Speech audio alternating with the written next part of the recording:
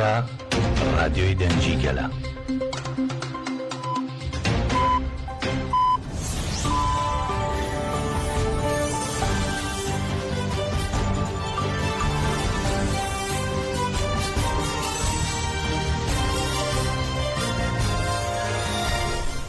ئەم کاتتان باش بیسەرانی هێزار لە ناوەندی هەواڵەکانی ڕادیۆ دەنگی گەل بە یارمەتی هەوکارانم گشتی هەواڵەکانی ئەم کاتژمێرەتان پێشکەش دەکەین.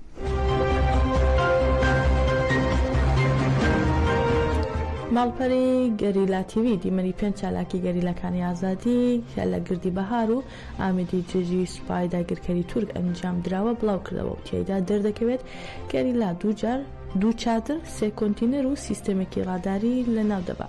دیمەنەکە کە لە 3 چالاکی گەریلەکانی ئازادی لە گردی بەهار و 2 چالاکی لا گردی ئامێدی لە زاب پێک دێت نیشان دەدات لە ئاسمانەوە 3 کۆنتینەر 2 چادر و سیستەمێکی ڕاداری دەوڵەتی تورک لە ناو دەبرێت.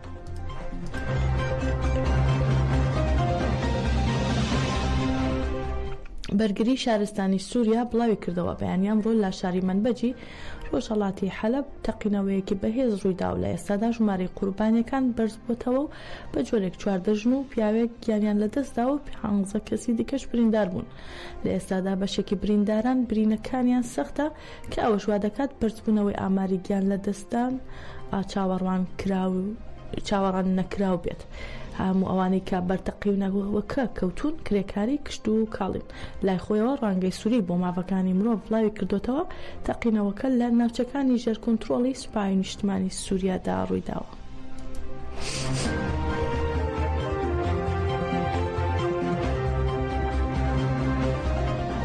دەوڵەتی تورک بەردەوامە لە هێرشەکانی بۆ سەر ژێرخانی مەدەنی لە باکوور و ڕۆژهەڵاتی سووریا و شەوی ڕابردووش وێستگەی ئاوی شاری کۆبانی و گوندەکانی دەوروبەری بافرۆکی جەنگی بردومان کرد. شەوی ڕابردوو دەوڵەتی داگیرکەری تورک لە چوارچێوەی داگیرکاری و هێرشەکانیدا وێستگەی ئاوی لە شێوخای سەرۆ لە کۆبانی بافرۆکی جەنگی بردومان کرد. لە ئەنجامی بردومانەکەدا ئەو وێستگە ئاوە کە ئاوی بۆ شاری کۆبانی و گوندەکانی دەوروبەری دابین دەکرد وێران بووە و لە کار کەوتووە.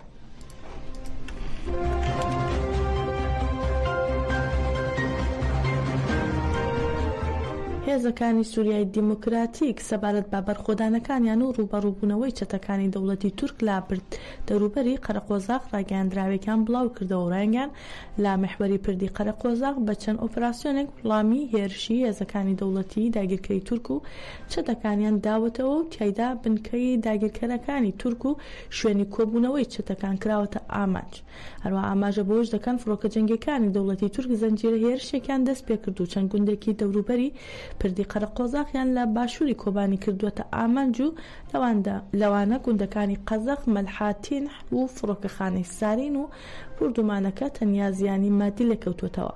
هاوکات فڕۆکە بێفڕۆکەوان و فڕۆکە جەنگیەکانی دەوڵەتی تورک هێرشیان بۆ سەر دەوروبەری بەنداوی تەشین دەست پێ کردو و شەڕوانان وڵامی هێرشەکانیان داوەتەوە و تیایدا ژمارەیەک چەتە و کوژرا و بریندار بوون.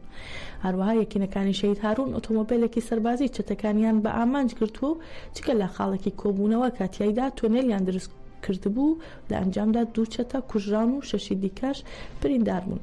هەروەها قەسە دەباز لەوەش دەکا فڕۆکە جەنگیەکانی دەوڵەتی تورک هێرشیان کردوتە سەر گوندی شێخ عوبەید و دواتر شەڕڤانانی قەسەدا 2 فڕۆکەی بێفڕۆکەوانی خۆکوژی چەتەکانیان خستووەتە خوارەوە و هەروەها لە ڕاگەیاندراوەکەدا هاتووە چەتەکان هێرشیان بۆ سەرگوندی شەوخ فەوقانی لە ڕۆژاوای کۆبانی دەست پێ کرد و کۆمپانیای ئاوی شارەکەیان کردوتە ئامانج و لە ئەنجامدا زیانی مادی بەر کۆمپانیاکە کەوتووە.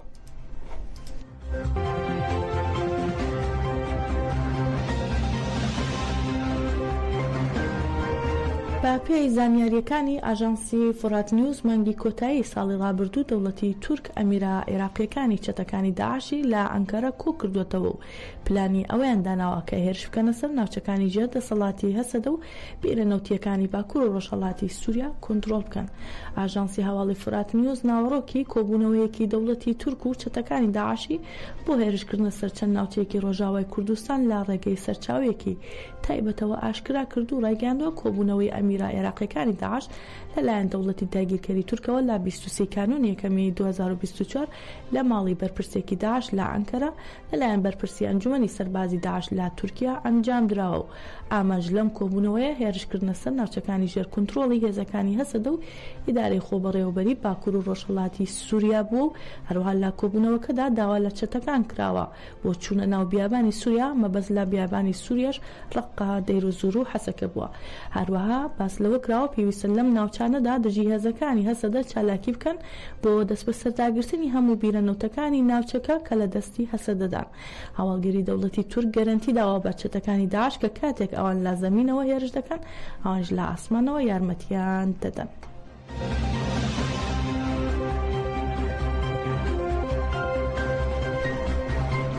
ئاژانسی ئەنها لە زاری ژنانی کۆبانی سەبارەت بە بەشداریکردنیان لە ئشکری شەوانە دژی هێرشەکانی دەوڵەتی تورک و چەتەکانی ڕایانگەیان لە پێناو پاراستنی خاکوشە قام و گەڕەکەکانیان ئامادەن دژی هێرشەکانی دەوڵەتی تورک و چەتەکانی هەموو توانای خۆیان بخەنە گەڕ و لەگەڵ کوڕ و باوکو و برا و خوشکەکانیان گیانی خۆیان لە پێناو ئەو خاکەدا بەخت بکەن. جا ئاماژەیە لە دوای ڕوخاندنی ڕژێمی بەشار ئەسەد دەوڵەتی تورک و چەتەکانی هێرشەکانیان بۆ سەر ناوچەکانی ڕۆژاوای کوردستان چڕتر کردوێتەوە و بەهۆیەوە بەرخۆدانی ژنان لە ڕۆژاوای کوردستان فراوانتر بوو دژی هێرشەکانی داگیرکەران ژنان دەوەستنەوە.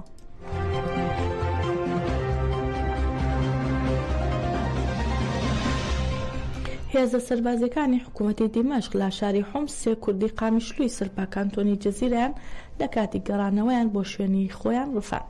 هێزانێکی کوردی خەڵکی شاری قامیشلو سەر بە کانتۆنی جەزیرە بۆ وەرگرتنی چارەسەری پزیشکی سەردانی شاری حۆمسیان کرد و لە کاتی گەڕاندنەوەیان لە یەکەم خاڵی پشکنینی شارەکەدا لەلایەن هێزە سەربازیەکانی سەربا حکوومەتی دیمەشق سێندامی خێزانەکە ڕفێنران بە گوێرەی زانیاریەکان ئۆتۆمۆبیل و تەلەفۆنەکان لێ وەرگرتوون و هەروەها باوتەی شاید حاڵان لە کاتی ڕفاندنی سێ کەسەکە هێزەکانی سەربا حکوومەتی دیمەشق سوکایەتیان پێکردوون و ئەشکەنجەیان داون.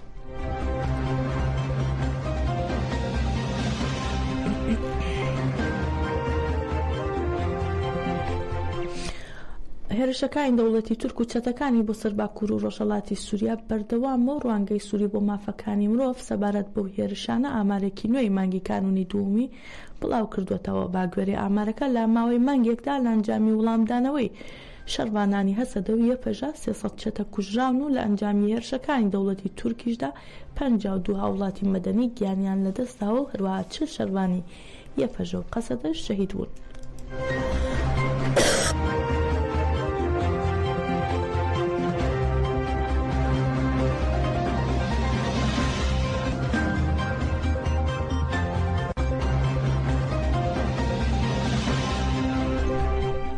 سوێنە محەممەد جۆلانی سەرۆکی دەستەی تەحریرە شام سەردانی ئەنقەرە دەکات و لەگەڵ بەرپرسانی دەوڵەتی تورک کۆ دەبێتەوە.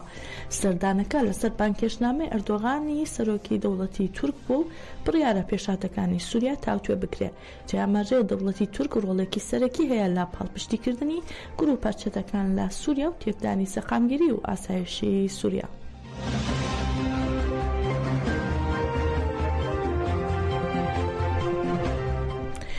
ژمارەی 239 ڕۆژنامەی مانگانەی ژنانی نەوای ژن بە مانشەتی پارادایمی ئازادی ڕێگای ڕزگاربوونە لە قەیرانەکان بڵاوبووەوە. لەم ژمارەیەدا بە چڕی سەرنجخراوەتە سەر پلانگێڕی نێونەتەوەی دژی ڕێبەرەوە جەلان و پەرەنگاربوونەوە دژی ئەم پلانگێڕی هەروەها وتارەکانی هاوین کۆنەشەر، ڕۆشان سامساد، ئەلیف مەرجان و زەینەب غەزاڵ ئیرماک و بەرفین گۆنەش و شەروین نۆدەم و هەروەها ئەندامی دیوانی هاوسەرۆکایەتی پێدا و مانۆ گۆنزالێز یەکێک لە چالاکوانانی هەڵمەتی ئازادی بە ڕێزۆجەلان لە ئەمریکای لاتین لە خۆ دەگرێت.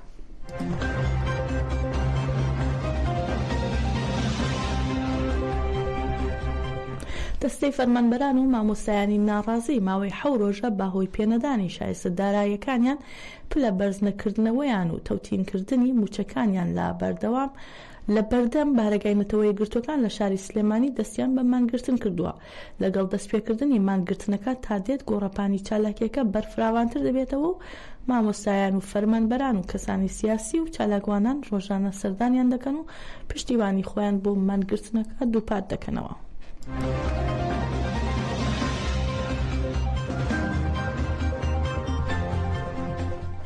هەروەها سەبارەت هەر بەم چالاکی مامۆستایەک لا کەلار دەڵێت ماوەی 7 ڕۆژە هاوپیشەکانمان لا سلێمانیمانیان لە خواردن گرتووە و تەندروستیان تێکچووە، بەڵام تا ئێستا دەسەڵات وەڵامی داواکاریەکانیانی نەداوەتەوە و ئێمە پشتیوانیان دەبین.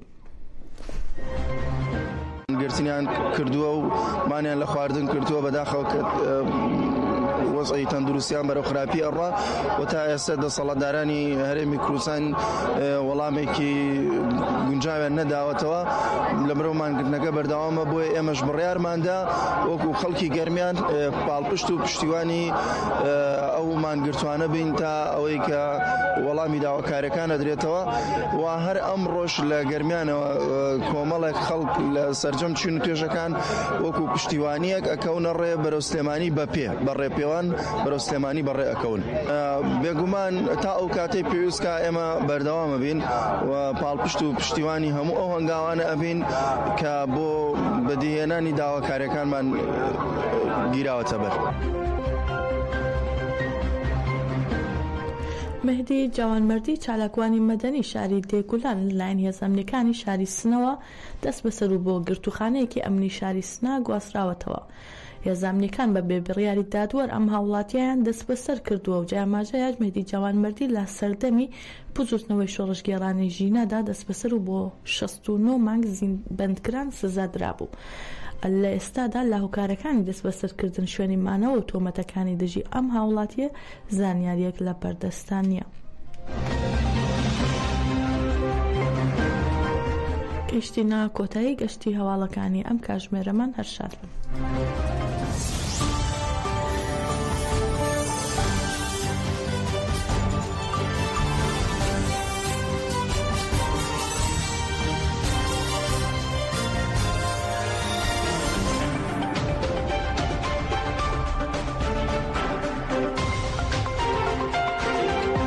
برنامه